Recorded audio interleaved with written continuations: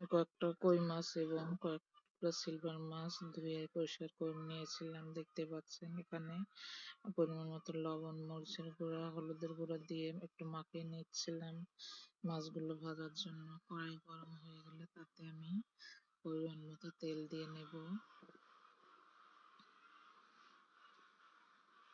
তেলটা গরম হলে তাতে এক এক করে মাছগুলো দিয়ে দেব ভাজার জন্য।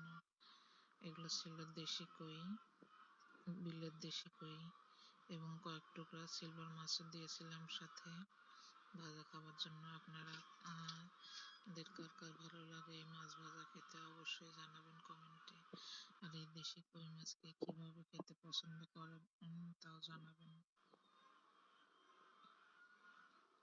আমার মাছগুলো দেওয়া শেষ হয়ে গেছে। এখন এটা একটু ভালোভাবে ভেজে নেব।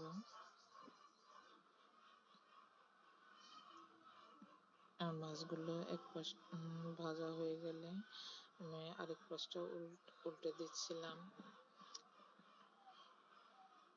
মাছগুলো শুধু খালি খাওয়া হবে, যার কারণে একটু মশমশা না হলে ভালো লাগবে না। এর জন্য আমি উল্টে পাল্টে ভালোভাবে মশমশা করে ভেজে নিচ্ছিলাম। দেখতে পাচ্ছেন আমি একে একে সব মাছগুলো উল্টে দিচ্ছি।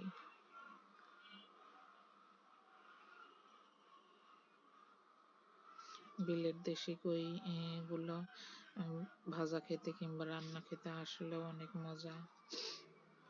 আপনারা অনেকেই জানতে চেয়েছেন আমরা সবসময় দেশি কই এবং বিলের মাছ কই থেকে পাই। আমাদের বাসা বিলের ধারে, যার কারণে এই মাছগুলো আমরা সবসময় পেয়ে থাকি। মাছটা ভাজা হয়ে এসেছে, আমি এখন নামিয়ে নেব পরিবেশনের জন্য।